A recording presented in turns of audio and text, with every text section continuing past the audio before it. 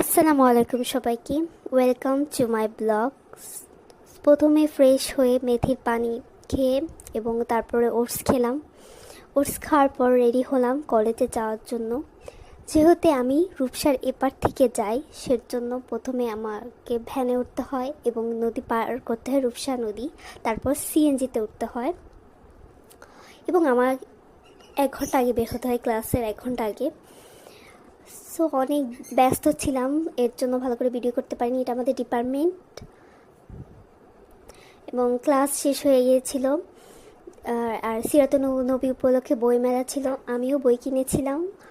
হায়াতের দিন ফুরলো, আরিফ আজাদের। তারপরে গিয়েছিলাম টেস্টি ট্রিটে, কোল্ড কফি খেয়েছিলাম। এই তো আমার ছোটোখাটো একটা ব্লগ। আমি ভালো করে ভিডিও করতে পারিনি, অনেক ব্যস্ত ছিলাম এর জন্য। Thank you for watching. Like, share and subscribe please.